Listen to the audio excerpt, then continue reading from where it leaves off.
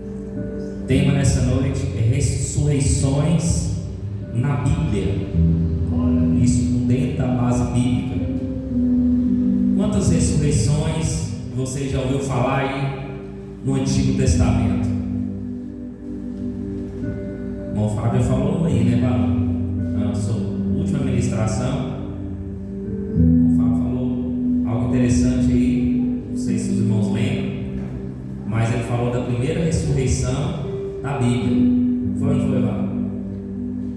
Quantas ressurreições você já ouviu falar no Antigo Testamento? Quantas lá? Você já ouviu falar? No Antigo Testamento? O senhor lembra de? Barão falou que lembra de 3. Quantas ressurreições você acha que foram feitas no Antigo Testamento? Alguém sabe? O Franco, Paulinho? Ela falou 3? Então vai 3, irmã. Você falou 3, eu escutei não. Ah, tá. Mais algum irmão aí? O Derek? Mas vamos chutar 3, né, Barão? Também, né? Não falou 3? Vai 3 mesmo. Amém, igreja? Estou interagindo com a igreja para nós entrarmos no ambiente aqui. A gente vai pregar aqui dentro da palavra de Deus.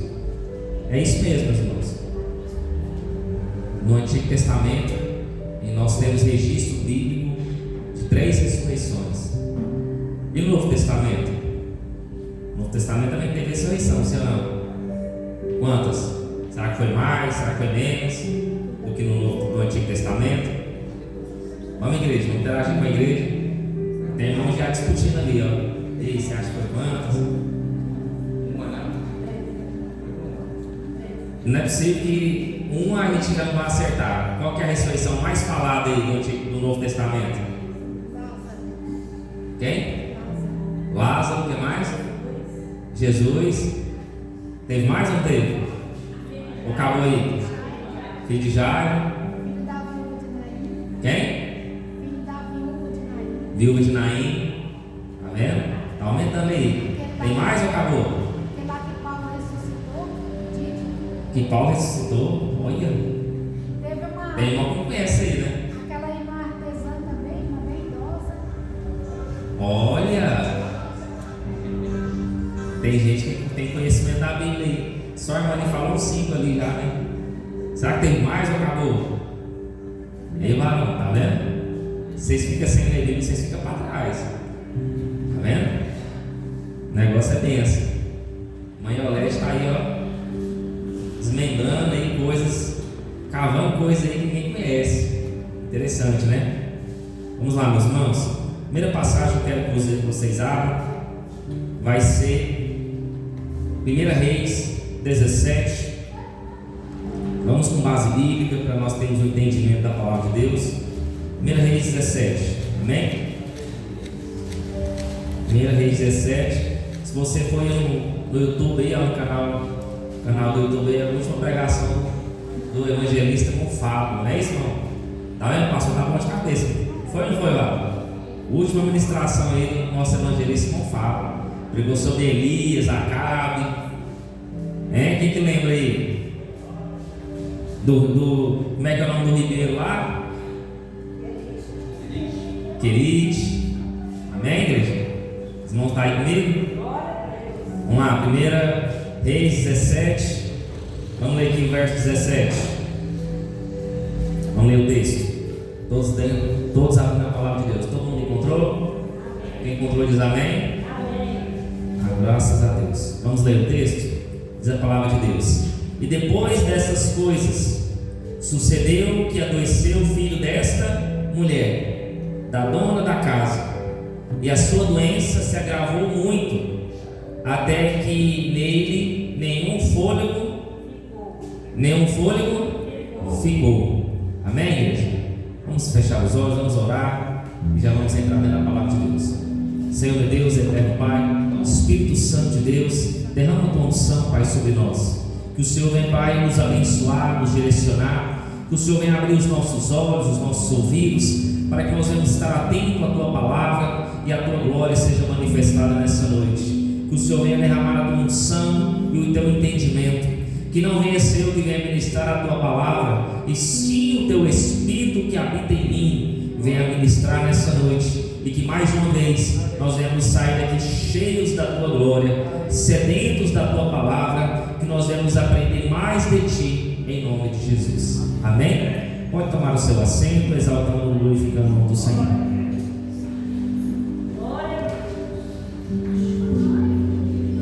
Primeiro, ressurreição. Nós vamos aqui o filho da viúva de Sarepta. Nós temos a primeira ressurreição. O evangelista irmão Fábio ministrou muito bem acerca disso. Eu vou apenas falar muito rápido aqui. Alguns eu vou entrar em detalhe mais específico, outros eu vou falar mais de uma forma superficial, para que você venha entender essas ressurreições. Eu quero finalizar isso aqui e para que você venha sair daqui entendendo o Antigo e o Novo Testamento e quantas ressurreições tem dentro da palavra de Deus. Amém? Isso é conhecimento, irmão. Isso é bênção de Deus. Graças a Deus. Então vamos ler o texto. Então nós percebemos que o filho daquela mulher adoeceu. Nós percebemos que Elias estava vindo de uma trajetória aqui, né? Ele sai ali do ribeiro de Querite, do rio Querite, alimentado pelos povos, e ele sai daquele lugar porque o rio secou, e a Bíblia vai dizer que Deus dá uma direção para Elias. Deus falou assim: Elias, vai a uma mulher, a uma viúva, e ela vai cuidar de você lá. Você vai ser guiado e direcionado. Então Deus, ele deu uma direção para o profeta. Então entenda que Deus, ele sempre vai nos direcionar. Deus é quem vai nos guiar. Hoje o Espírito Santo nos guia. Hoje nós somos conduzidos e direcionados por quem? Pelo Espírito Santo de Deus. É Ele que vai nos guiar, Ele que vai nos conduzir. Vai para aquele lugar, visita a minha serva ali, tem uma mulher ali enferma, olha para o fulano, olha para o ciclano. Então nós somos guiados pelo Espírito Santo. Hoje nós temos o Espírito Santo dentro de nós. Paulo vai dizer que nós somos templo e morada dele, para a honra e a glória dele. Amém? Então hoje Deus, o Espírito Santo nos guia, porque Ele está na terra. Naquele tempo Deus, ele falava diretamente ao profeta. O profeta ouvia a voz de Deus, e o profeta era guiado por Deus, pelo próprio Deus. E entenda muito bem aqui essa passagem. Então a filha daquela mulher adoeceu, e aquela mulher ficou revoltada, porque aquela mulher estava cuidando do profeta. Deus, através do profeta, multiplicou a farinha, o azeite, todos conhecem a história. Mas a Bíblia vai dizer que o profeta ainda estava na casa daquela mulher, e de repente, sem ninguém entender, o filho daquela mulher fica doente. Então perceba que vai ter adversidades, mesmo diante de milagres. Deus fez um grande milagre, meu irmão. A farinha não acabar, o azeite não acabar, isso é milagre de Deus. A Bíblia diz: por 3 anos e meio, enquanto não houver chuva, a farinha não vai faltar, o azeite não vai acabar. 3 anos Deus fazendo milagre, 3 anos Deus colocando ali farinha, azeite. Aquela mulher não passava nenhuma necessidade. Então Deus, ele cuida e zela de nós. Mas lembra que milagre não significa que você vai passar por dificuldades, adversidades, problemas vão chegar à nossa porta. Às vezes tem irmão que caça problema, o problema caça ele. Você pode o problema te acha. É assim ou não é? Você pode o problema vai te achar. Uma hora ou outra vai ter problema, vai ter dificuldade para você resolver. E como que eu vou resolver esses problemas, pastor? Através do Espírito Santo de Deus. Ele vai falar, ele vai te conduzir, vai te guiar. Então Elias estava passando por um problema aqui muito grande. E a Bíblia vai dizer, versículo 21, acompanha comigo o texto. Então se mediu sobre o menino 3 vezes. Quantas vezes? 3. E clamou ao Senhor e disse: ó Senhor meu Deus, rogo que torne a alma deste menino a entrar nele. E o Senhor ouviu a voz de Elias, e a alma do menino tornou a entrar nele, e ele reviveu. Então a criança estava morta. O que é ressurreição? É um ser humano morrer e ele é trazido de volta. A alma volta nele de novo e ele volta a viver. Então ele tinha morrido. Então a esperança daquela mulher tinha se acabado. Na cabeça dela o profeta chegou lá e trouxe maldição na casa dela. E sendo que Deus, ele fez um grande milagre ali. Às vezes a gente não reconhece isso, que às vezes não é porque o profeta está lá que o problema vai acontecer, meu irmão. O problema vai acontecer menos de uma hora para outra. Às vezes você pode ficar doente, hoje você está bem, e amanhã você sabe como você vai ficar. Você pode ser acometido de uma doença amanhã, uma enfermidade amanhã. É verdade ou não é? Existem vírus, existem bactérias. Você pode cair, você pode tropeçar, você pode sofrer um acidente. Você não sabe o dia de amanhã. Por isso que a Bíblia diz que o amanhã pertence a Deus. Então nós não sabemos o que vai acontecer. Então Elias estava com um problema para resolver. E ele clama a quem? Ele clama a quem? A Deus. Ele que pode resolver os nossos problemas. Não adianta recorrer a homens, não adianta recorrer a fulano, a ciclano. Deus que pode resolver os nossos problemas. É Deus que vai nos guiar diante das dificuldades. E a Bíblia vai dizer que ele pega essa criança e vai para um quarto. Entenda isso, ele vai para um quarto. Significa que para aquela mulher ainda havia uma esperança. O que aquela mulher pensou? Se Deus multiplicou o azeite, a farinha, por 3 anos, Deus pode ressuscitar o meu filho através do profeta. Mas no momento ela estava perturbada, no momento ela estava confusa, no momento ela estava cheia de coisa na cabeça. Ela esqueceu da grandeza de Deus. É aí que está o detalhe. Às vezes, diante de tanta luta, tanta dificuldade que às vezes a gente está enfrentando, a gente esquece da grandeza de Deus. A gente esquece que Deus pode fazer milagre, que Deus pode abrir porta, que Deus pode ressuscitar, que Deus pode fazer a gente amanhã um empresário. Hoje você não é nada, amanhã você pode ser grande. Hoje você é pequeno, amanhã você pode ser grande na presença do Senhor. Deus pode fazer isso, mudar a tua vida no extraordinário de Deus. Ele tem esse poder. Ele tem esse poder, ele tem essa capacidade. Basta você ter fé e acreditar nele. Então a Bíblia vai dizer que Elias clama a Deus, mas a resposta não vem de primeira.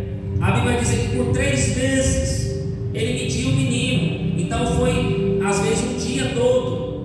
Tem horas que você vai orar e o milagre vai acontecer instantaneamente. E olha que Elias era um profeta de grande escalão.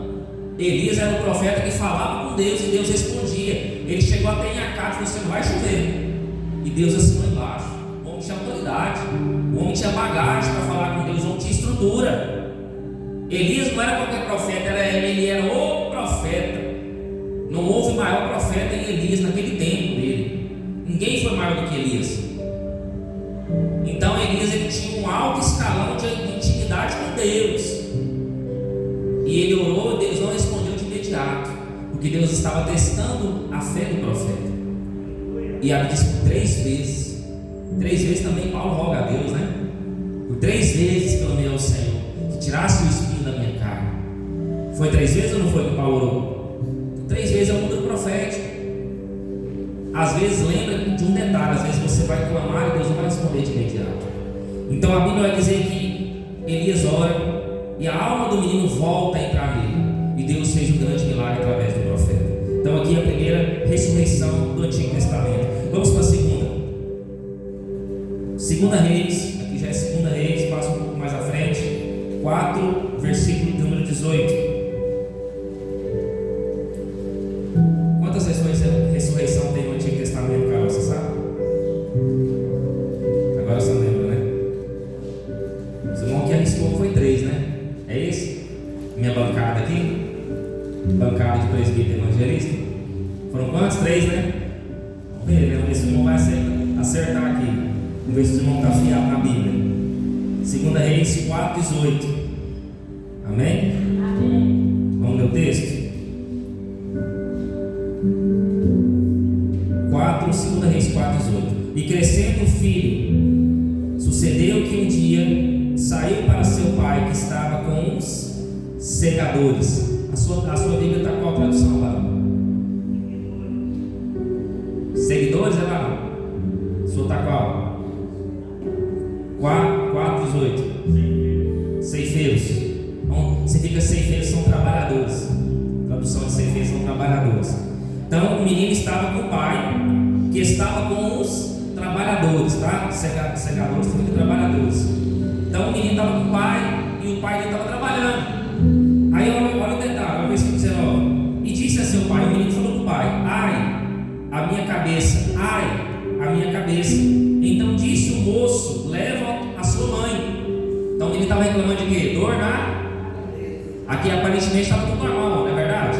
Uma criança, de repente tem dor na cabeça, não é? Então eu estava, ai minha cabeça. Aí o moço falou assim: não, vamos levar leva ele para a mãe. Aí o moço levou ele para a mãe. Aí, versículo 20: e ele tomou e levou a sua mãe, e esteve sobre os seus joelhos até o meio-dia, e morreu o menino. E agora? Aqui, meus irmãos, eu quero outro profeta, que nós vamos falar do profeta Eliseu. Profeta Eliseu. Então, o profeta Eliseu, irmãos, havia uma mulher muito rica. Vou passar aqui rapidamente para a gente não venha ficar preso a uma história só, porque aqui é muitos detalhes. Mas depois eu prego individualmente, os irmãos quiserem, pastor, eu quero que o senhor pregue tal coisa, eu achei interessante. Aí eu pego, faço um dia só dessa ministração. Eu entro mais em detalhes. Havia uma mulher muito rica chamada Sunamita, e o profeta passava todas as vezes ali, e a mulher dava pão para esse profeta, dava alimento para o profeta, cuidava do profeta. E a mulher falou assim: esse homem é homem de Deus. A mulher falou para o marido, e o marido era muito velho, já era avançado em idade, e a mulher provavelmente era mais nova que o marido. E o texto vai dizer que ela falou assim, ela chega até o marido e falou assim: vamos fazer um quarto para o profeta, porque o profeta está passando aqui toda vez, então vamos fazer um quarto para ele. Ela não era rico, tinha dinheiro, tinha condução. Vamos fazer um quarto para o profeta. Quando o profeta passar por aqui, ele não vai só comer, além dele comer, ele vai descansar, ele vai ter um lugar para repousar. E ela falou com o esposo, então aqui eles tinham comunhão, porque a mulher falou com o marido concordou, e eles fizeram essa casa, esse quarto, essa estrutura. E o profeta passava e deitava ali. E não só o profeta, mas o profeta tinha um auxiliar, um servo chamado Geazi. Então o profeta, esse Geazi, o profeta pergunta para ele: Geazi, quem é essa mulher? Uma mulher muito sempre está nos abençoando. O que eu posso fazer pela vida dela? Se eu não puder fazer, eu posso rogar a Deus, e Deus pode fazer um milagre na vida dela. Então o profeta, veja bem, o profeta cometeu um erro. Ele não chegou na mulher e perguntou assim: mulher, qual a sua necessidade? O profeta perguntou para o servo, Geazi. E Geazi, olhando e observando, falou assim: ó, eu vi já o que ela precisa. E o profeta perguntou: o que ela precisa? E Geazi falou assim: ó, ela tem um esposo já avançado em idade, mas eles não têm filhos. Então Geazi falou assim: eles não têm filhos. Aí o profeta chega até a mulher, chama a mulher e já dá uma profetada, já profetiza sobre ela, falou assim: ó, determinado tempo de dias você vai gerar um filho. E a mulher fala assim: profeta, não me engane. Então provavelmente aquela mulher já foi enganada por vários outros profetas, falsos profetas, que naquele tempo tinha demais, até os dias de hoje, né? Não existe ou não existe? Só que hoje está escarrancado, né? Tem YouTube, tem internet, tem tudo aí. Então veja bem aqui a história. Então Eliseu chama essa mulher e já profetiza sobre ela um filho. E o texto vai dizer que naquele tempo que ele determinou, a mulher gera um filho. Então passaram-se os anos, o filho cresce, o filho vai crescendo, e ele de um dia para a noite, de uma hora indeterminada, um tempo indeterminado, não fala a idade da criança, mas ela começa a sentir dor na cabeça. E ela vai até a sua mãe, é o texto que nós lemos, e vai até o joelho, até o meio-dia e morre. A criança morreu. Então o profeta está com outro problema. Você viu que o problema do profeta está cheio de problema, né?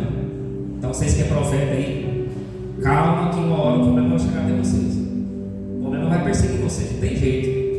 Então o profeta está lá adorando o Senhor lá no monte. E a mulher chega até o marido e fala assim: ó, eu vou lá no profeta. E o marido desconfia e fala assim: mas como assim? Não é sábado, né? De lua, o que você vai fazer lá no profeta? Não, tá tudo bem, né? Já viu aquela passagem? Não sei quem usa isso. Vai tudo bem. Não fala isso. Só que a mulher falou que estava tudo bem, porque aquele senhor, aquele marido dela era de muita idade, ele não tinha estrutura para receber aquela notícia. Se a mulher chegasse e falasse: nosso filho morreu, que ele não poderia morrer. Ele não tinha estrutura para isso. Tem gente que não tem estrutura para ouvir mensagem ruim, ouvir coisa ruim, tipo assim: ó, fulano morreu, fulano vai morrer também. Então aquele senhor não tinha estrutura para isso. E o texto vai dizer que ela disse: vai tudo bem. E ela recorre até o profeta. Chegando até o profeta, olha o texto. O profeta falou assim: o que foi, mulher, que você está até aqui? Está tudo bem com seu marido? Está tudo bem com seu filho? Né? Porque ele estranhou a mulher chegar até lá. E ela falou assim: ela estava amargurada, triste, e o servo dele, Geazi, queria tirar a mulher de lá. E o profeta falou assim: você não vai fazer nada, porque eu estou vendo que ela está angustiada de alma. A alma dela está dilacerada. Essa mulher teve uma perda. Eu quero escutar o que ela vai me dizer. E ela chega no profeta, sabe o que ela fala para o profeta? Profeta, eu pedi para você filho. Olha o problema que o profeta arrumou. Ela pediu filho para o profeta? Ela pediu, igreja? Igreja, está comigo aí? Aquela mulher pediu filho para o profeta? Não pediu. Quem falou que ela precisava de um filho? Quem? O servo dele, Geazi. O servo de Geazi precisa de uma mulher, ela precisa de um filho, ela não tem filho. Então Geazi também está arrumando problema. Então toma cuidado com o que você fala. A sua boca, tem gente que pode morrer pela boca. Toma cuidado com o que você fala, porque às vezes você fala vai trazer problema. E trouxe problema para Eliseu. Então Eliseu falou assim: mulher, calma aí que vamos resolver esse problema. Geazi, pega o meu bordão. O que é o bordão? O que significa o bordão? Alguém sabe?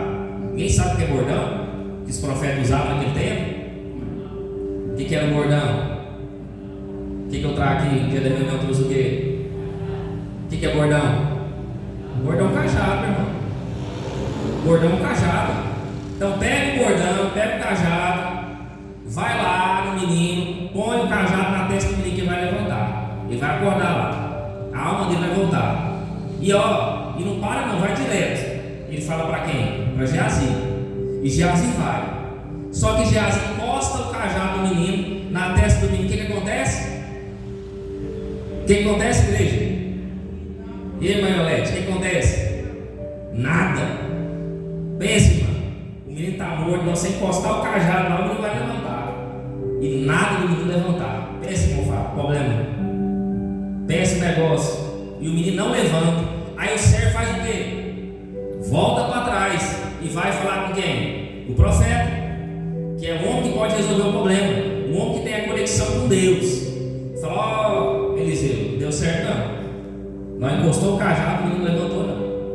Aí Eliseu pega o cavalo e vai, chega lá. Só que aqui eu quero chegar num contexto aqui para vocês. Versículo 34, acompanhe comigo. E subiu e deitou-se sobre o menino, e pondo a sua boca sobre a boca dele, os seus olhos sobre os olhos dele, e as suas mãos sobre as mãos dele, se estendeu sobre ele a carne do menino e aqueceu. Não é isso que está escrito aí? 35. Depois voltou e passeou naquela casa, de uma parte para outra. Então ele foi para um lado e para o outro, e tornou a subir, e se estendeu sobre ele. Então o menino espirrou. Quantas vezes? E o menino abriu. Então foram 7 vezes. O milagre foi rápido? O milagre foi instantâneo? Não, meu irmão. O profeta tem que suar a camisa. Agora eu quero fazer uma pergunta que não tem esse calar, que eu quero que você também, vocês tenham essa curiosidade. Por que quando Geazi colocou o cajado, o menino levantou? O problema era de quem? Quem tinha que resolver o problema? Quem tinha que resolver o problema, igreja? Quem que tinha conexão com Deus? É, irmão Fábio, quem tinha que resolver o problema? Irmão Fábio falou que é Eliseu. É isso aí, meu irmão. O profeta tinha que resolver o problema. Ele que causou o problema. Então aquele que causou o problema tem que resolver o problema. Tem gente que quer mandar terceiro resolver, né? Não, fala com o fulano lá que o fulano vai resolver o problema. Mas o problema é que está com você, meu irmão. Deus está falando que é para você resolver o problema. Você tem que chegar, você tem que falar, você tem que resolver. Não é outra pessoa. Então Eliseu foi precipitado, ouviu o seu servo, não chegou na mulher, não pediu para ela: o que você quer que Deus faça? Qual que é a sua necessidade? Porque a mulher já era rica. Mas todo mundo tem algum desejo, tem ou não tem? Mesmo sendo rico, alguma coisa tem. Então a Bíblia diz que o profeta, o problema, ele tinha que resolver esse problema. Então Eliseu chegou lá e resolveu o problema, mas através de Deus. Deus teve misericórdia para com Eliseu, e Deus fez a alma do menino voltar, e houve uma ressurreição aqui neste momento. O menino foi ressuscitado de novo. A alma voltou para ele de novo. Mas foi 7 vezes. Perceba-se que o cenário parece com de Elias. Era um quarto, era uma casa. Só que Elias foi quantas vezes? Quantas vezes? Isso, os irmãos estão ligados na mensagem. E agora com Eliseu foi quantas vezes? Foi 7. Veja que são números proféticos. Número 3. Com Eliseu foi número 7. E Eliseu tem no seu currículo uma ressurreição. Até que foram quantas ressurreições? Uma com Elias e outra com Eliseu. Vamos para a terceira. 2 Reis. Nós estamos em 2 Reis 13 e 21. Vamos correr aqui que o tempo não nos espera. Esse relógio está crente não. O relógio está para se converter aí. 2 Reis 13 e 21.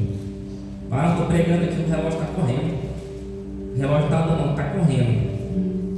Quem encontrou diz amém? Amém. Vamos ler o 20. 2 Reis 13 e 20. Amém, igreja? Vamos ler aqui. Depois morreu quem? Eliseu. E o sepultaram. Ora, as tropas dos moabitas invadiram a terra à entrada do ano. E sucedeu que, enterrando eles um homem, eis que viram um bando e o lançaram um homem na sepultura de Eliseu. E caindo nela, o homem, tocando os ossos de Eliseu, reviveu e se levantou sobre os seus pés. Irmãos, eu quero falar algo para vocês profético aqui nessa noite. Os ossos de um profeta ainda têm cura. Os ossos de um profeta ainda faz milagre. Os ossos de um homem e de uma mulher de Deus ainda falam. Lembra dos ossos de José? Deus teve promessa até com os ossos de José. José falou assim: quem chegar aqui, quem for libertar o povo, vai pegar os meus ossos e vai voltar lá, vai levar lá para a terra de Canaã. E assim Moisés fez. E olha que demorou tempo, viu? 320 anos para acontecer isso. Mas Deus ainda se lembrou da promessa. Olha para vocês verem aqui o cenário. Lançaram o homem na sepultura de quem? De Eliseu. E Eliseu, os ossos, o osso daquele homem bateu no osso do profeta, e o homem reviveu. Olha que milagre extraordinário. Pensa, você morto, os seus ossos ainda faz milagre. O homem tinha ou não tinha uma estrutura, uma comunicação, uma intimidade com Deus? Tem que ter ou não tem que ter para ter uma unção dessa? Uma unção de cura, uma unção de maravilhas, de milagre extraordinário. E a Bíblia vai dizer que Eliseu pediu algo para Elias. Quero fechar isso daqui. Nos estudos aqui que eu fiz, Elias, ele realizou grandes milagres, grandes profecias. Sabe quantas profecias Elias teve no decorrer da sua vida? Profecias e milagres? 13. Quantos? 13. Eliseu pediu algo para Elias. Alguém lembra? Eu quero a sua capa. Eu quero esse poder que você tem. Aí a Bíblia vai dizer que Elias falou assim: ó, se você ver eu subir no carruagem de fogo, a capa vai descer e você vai pedir, e você vai receber o que você pede. Sabe o que Eliseu pediu? Elias, eu quero porção dobrada do Espírito. Elias, eu quero porção dobrada do que você tem. Elias, eu quero ser cheio do Espírito Santo, porque eu sei que Deus é contigo. Ele não pediu dinheiro, ele não pediu riqueza, ele não pediu fama, ele pediu a presença do Espírito Santo. Ele pediu a glória de Deus. E muitos aí, se Deus falasse aqui hoje, o que você quer? Muitos você pedir dinheiro, muitos você pedir reconhecimento, muitos você pedir glória, muitos você pedir fama, muitos você pedir beleza, carro, apartamento. Do que os bens materiais, né? A intimidade com Deus era muito mais importante, as pessoas visavam mais, tinha mais milagre naquele tempo, tinha mais cura, tinha mais realizações, tinha ou não tinha?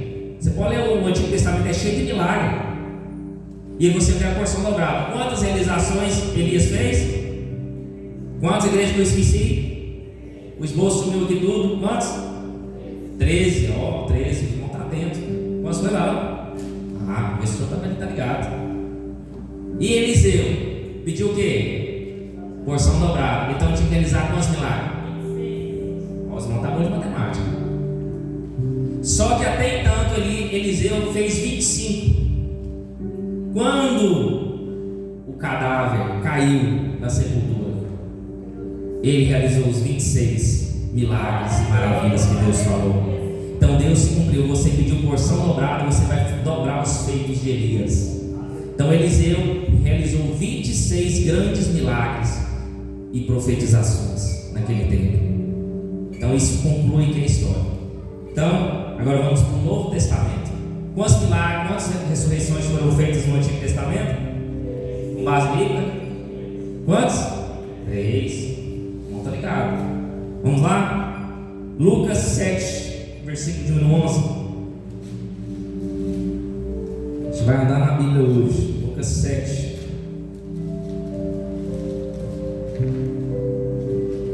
Já passei aqui, irmãos. A Bíblia aqui passou. Marcos, Mateus. Vamos chegar em Lucas 7, 11. Quem encontrou diz amém? Não está rápido para achar, hein? Vamos lá. Lucas 7, 11. O relógio não nos espera.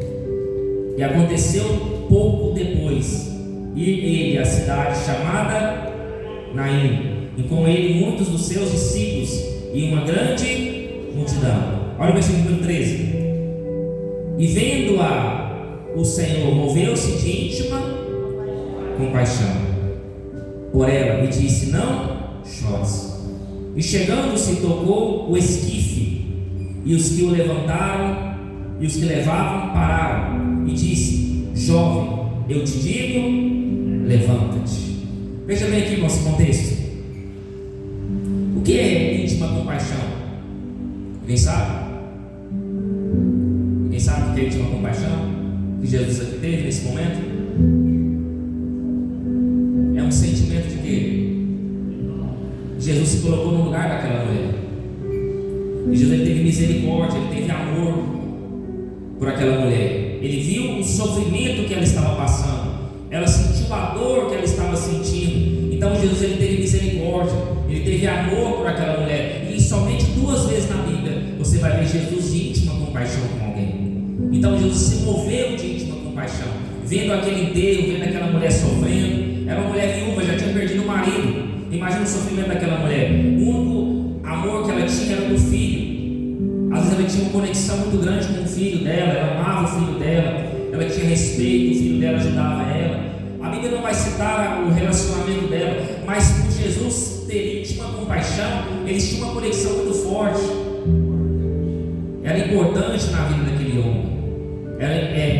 Aquele filho que ela perdeu era de grande valia para aquela mulher, que aqui é a viúva de Naim. Então Jesus ele se sente no lugar daquela mulher, vê a dor dela, vê o desespero dela. E o texto vai dizer que ele chegando, ele tocou aonde? No esquife. O que é esquife? Jesus tocou no caixão. E naquele tempo não podia encostar no caixão. Naquele tempo não podia. Era uma caixa, né, onde colocava ali o morto ali naquele contexto. E quando Jesus se encosta no caixão, que era uma caixa ali de madeira, né, usada para transportar o corpo ali do morto, para ser levado ao enterro, e Jesus não podia encostar. Na lei judaica ali era proibido. Carregava, tinha tipo um suporte ali, né? Era dois à frente e 2 atrás. Tinha um suporte para carregar, não podia encostar. E Jesus encostou, ele quebrou a tradição, para mostrar que ele tem poder da vida e na morte. Quando Jesus encosta naquele esquife, naquele caixão, Jesus está falando assim: eu posso parar esse velório, eu posso parar essa morte, porque em mim há vida. Ele vai dizer: eu sou o caminho, a verdade e a vida. Ninguém vem ao Pai a não ser por mim. Então Jesus ele quebra a tradição, ele encosta ali no esquife. E aquele ali, irmãos, era proibido, era algo muito. Você não podia encostar de forma alguma. Eles tinham uma tradição muito grande, que era de geração em geração. E Jesus ele quebra o tabu, ele quebra a tradição. Ele veio para trazer vida e para quebrar algumas coisas que a gente tem na nossa mente. Tem gente que tem tradições até hoje. Não posso passar debaixo da escada. Não posso levantar guarda-chuva na casa. Aí pode passar a mão nas pernas, não casa. Tem um monte de coisa. Então quebre a tradição dessa noite. Então Jesus ressuscita aquele jovem e aquele jovem ele é ressuscitado. Amém? Então aqui nós temos a história da viúva de Naim, primeira ressurreição no Novo Testamento. E vamos aqui para Marcos, capítulo de número 5, verso 22. Louvado seja Deus.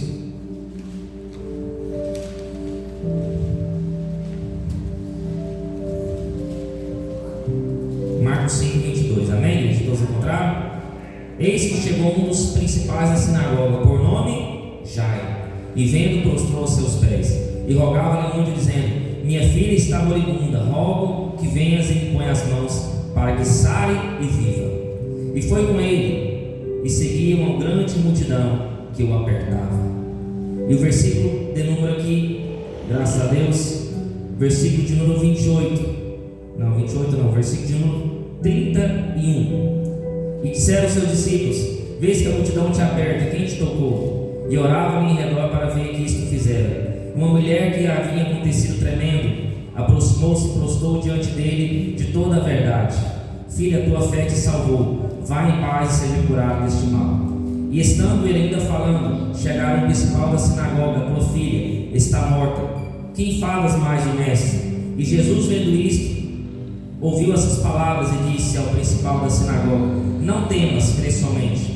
E não permitiu alguém a não ser Pedro, Tiago e João, irmão de Tiago. E tendo chegado à casa dos principais da sinagoga, viu o alvoroço e os que choravam muito e pranteavam. E entrando por eles: por que alvoroçais e chorais? A menina não está morta, ela apenas dorme. E o texto vai dizer, versículo de número 41: e tomando a mão da menina, disse: Talita cumi, que traduzido é: menina, a ti te rogo, levanta-te. Então a segunda ressurreição que o próprio Jesus fez foi na filha de Jairo. Que eu não quero entrar muito em contexto, que é uma história mais conhecida, acredito que a maioria dos irmãos já conhece. Então a segunda ressurreição é a filha de Jairo. Então algo que você venha gravar, grave esse nome: Talita. Amém? Vamos aqui. A terceira ressurreição já é uma ressurreição que todos já conhecem, que é a ressurreição de Lázaro. Ressurreição já, eu acredito que é a mais conhecida da Bíblia, de Lázaro e a do próprio Jesus Cristo. Então aqui nós temos a terceira ressurreição, que é a de Lázaro. Então a quarta ressurreição, eu quero já passar para esta, é em Atos 9:36. Amém? Vamos abrir aqui Atos 9:36. Isso aqui é uma história que eu acredito que alguns conheçam, outros não. É menos falado na Bíblia. Os irmãos que forem encontrando podem dizer amém, amém?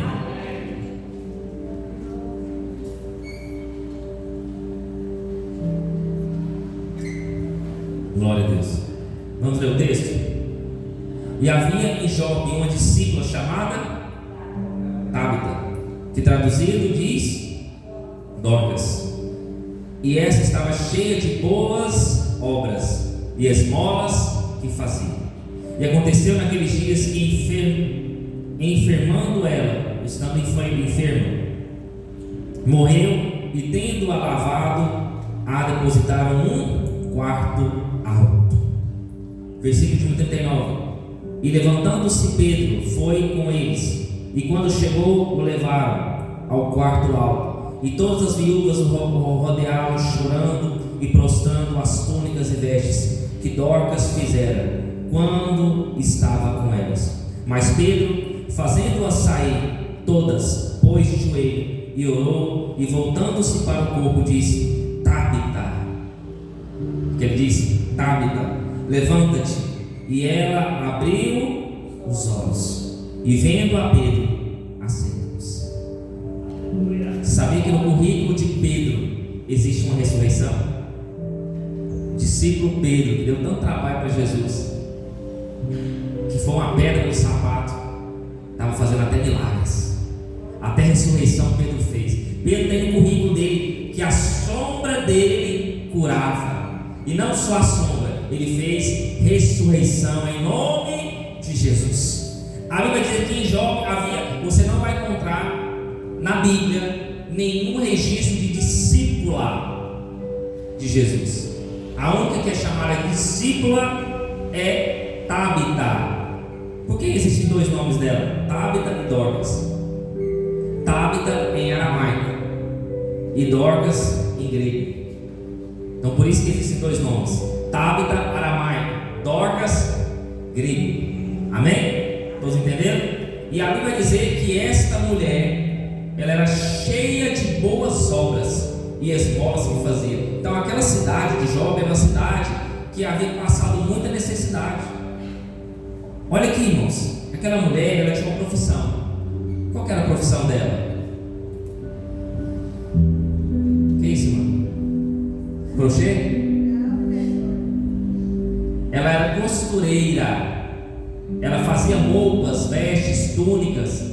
Então ela costurava, fazia roupas e dava para as pessoas, dava para as viúvas, dava para os necessitados. Então era uma mulher de íntima compaixão. Ela pegava a dor do próximo, ela seguia conforme a palavra. E a Bíblia vai dizer que Tabita ou Dorcas nunca fez nenhum milagre, nunca fez nenhuma cura. A sombra dela não curava. Ela não tem nenhuma ressurreição no currículo dela, mas ela era discípula de Jesus. Sabe o que eu entendo com isso? Você não precisa mostrar para os homens que Deus é com você. Se você é conhecida no céu, Deus faz o conhecimento do céu ser reconhecido na terra. Deus pega o seu nome no céu e joga para a terra. Você tem que ter intimidade com Deus. Com os homens não. Tem intimidade com Deus, e Deus fará você ser reconhecida diante dos homens. Aquela mulher, a Bíblia vai dizer, o texto vai dizer que ela era cheia de boas obras. Ela não precisava estar no dia bom para fazer a obra de Deus, porque o reino de Deus conhecia ela.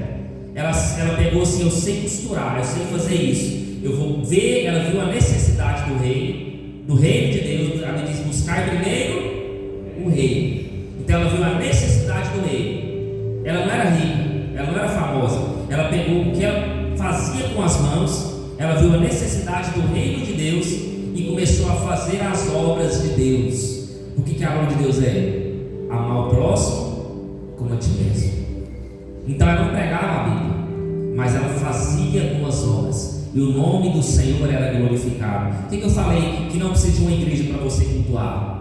Tem gente que fala assim: tem que cultuar só na igreja. Não, irmão, você ajudando o próximo, você amando o próximo, você fazendo pelo próximo, você já está glorificando o reino de Deus. E o nome do Senhor está sendo glorificado através disso aí. É um culto a Deus. A nossa vida tem que ser um culto. O nosso estilo de vida, o que nós falamos, o que nós vemos, o que nós ouvimos, tem que levar a glória de Deus.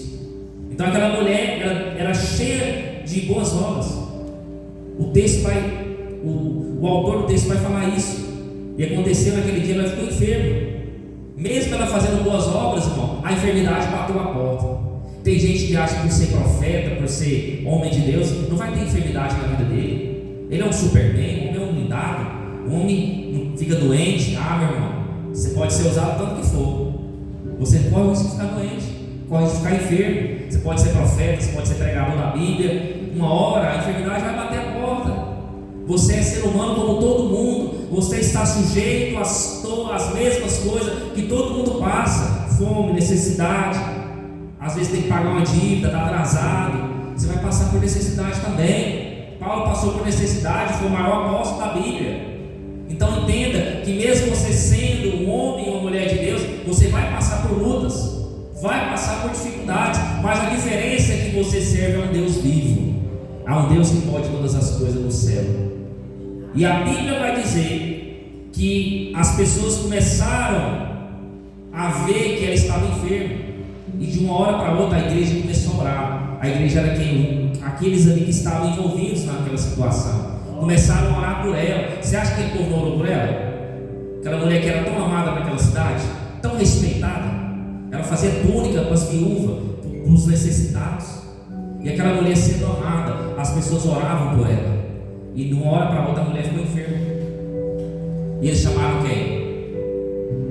A Bíblia vai dizer que Pedro estava em Lida, cidade de Lida, e que era perto de Jope. e ouvindo que Pedro estava lá, o discípulo de Jesus, versículo 38, e como líder era perto de Jope, ouvindo o discípulo que Pedro estava ali, mandaram 2 varões, rogando que não demorasse até vir com ela. Mas como a cidade era próxima, mas naquele tempo não tinha carro, não tinha moto, não tinha isso, a estrutura era muito devagar até chegar naquele lugar, mesmo sendo próximo à cidade. Então, antes de Pedro chegar, ela morreu com aquela enfermidade que ela tinha. Quando ela morre, Pedro chega, ela já está morta. E a Bíblia vai dizer que eles colocaram ela onde? Num quarto. Olha que cenário interessante. Elias orou para o menino no quarto.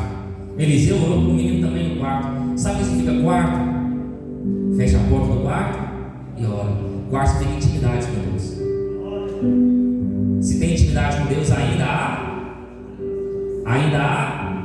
esperança.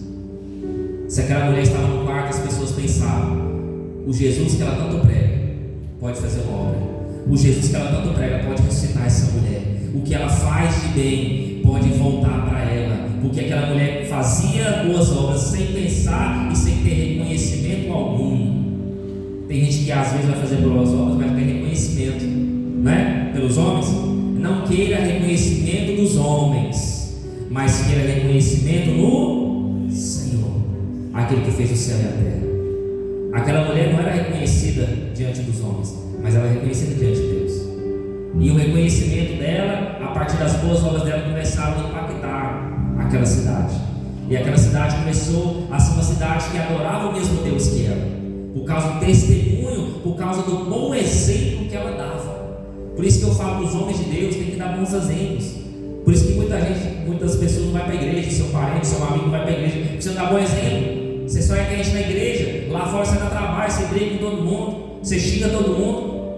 Aí você está dando exemplo de crente, não é verdade? Então naquele momento Pedro foi enviado, e Pedro orou por aquela mulher, e a Bíblia vai dizer que ela ressuscitou. Amém? Então aqui nós temos essa ressuscitação de Dorcas ou Tábita.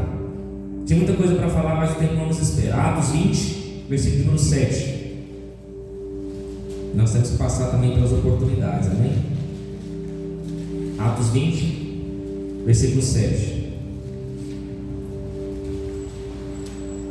Aqui, como a irmã Eulete falou, tem um jovem. Quero falar só sobre ele, e os outros eu vou passar só pelos nomes, amém? Para que nós venhamos finalizar. Atos 20, versículo 7. Você conhecia Carol de Dorcas? Conhecia Carol de Dorcas? Ah, conhecia, né? Imagina, Eulete, Dorcas, né? Uma Fran, um Caneiri, né? Monvaldo, Dorcas, Tábita, nenhum nem outro lá. O Paulo está anotando ali as anotações dele.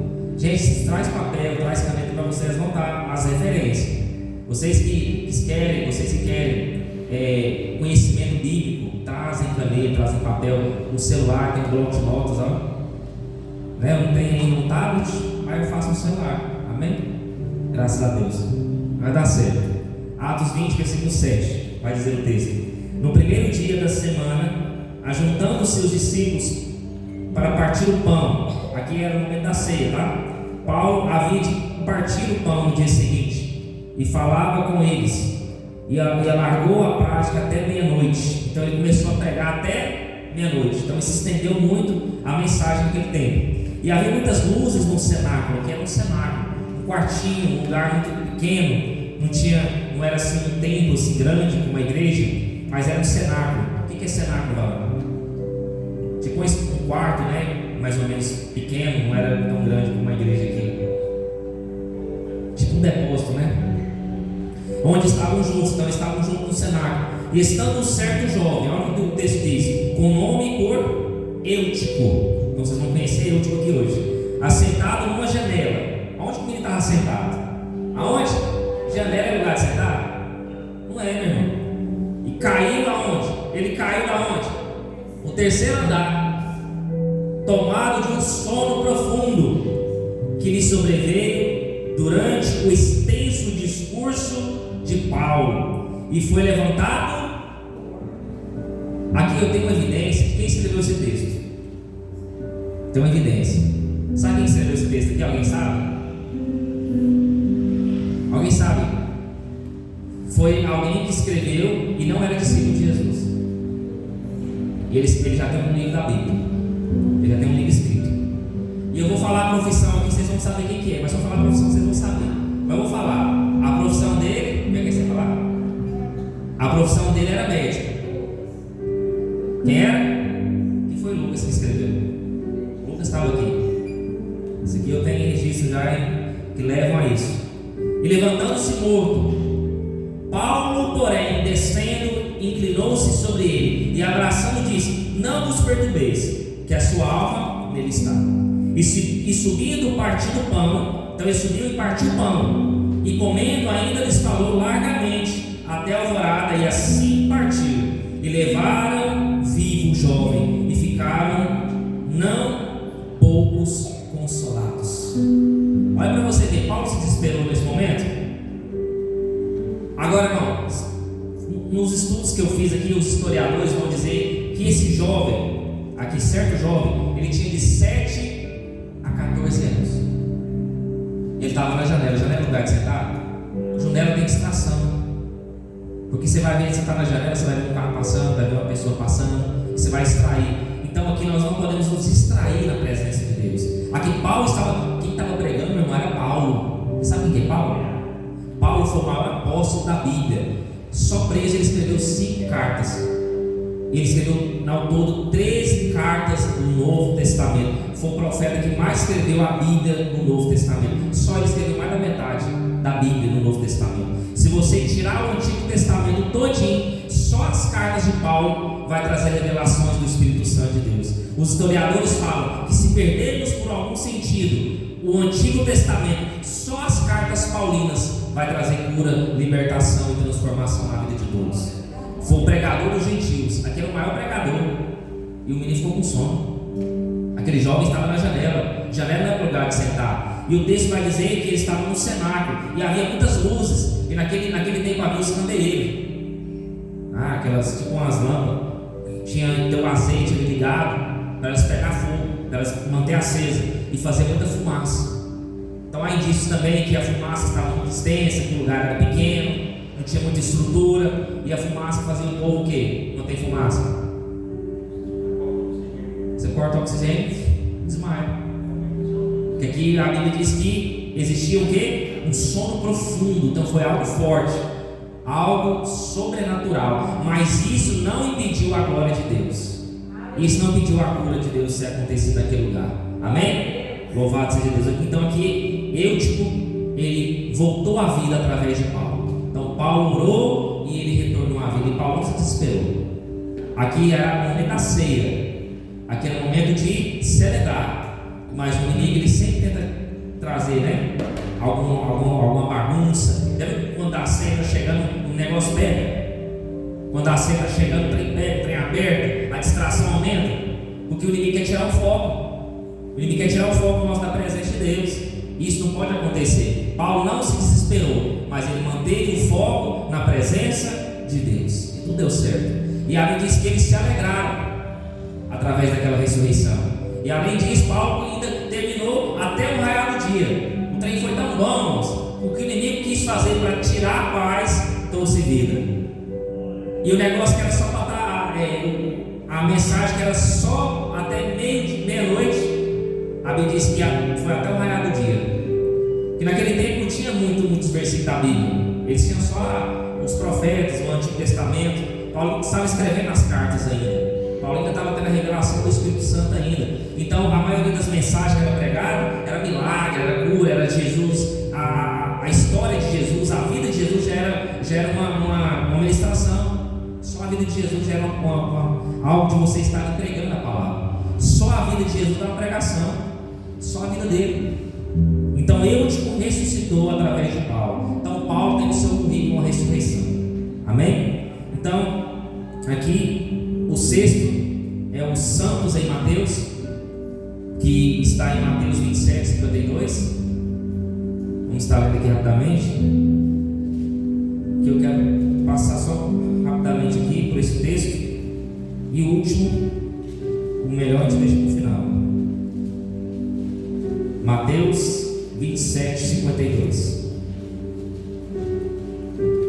Glória finalizar aqui, o grupo Nova Aliança se organiza, tá bom? Amém? Ok? Mateus 27, 52.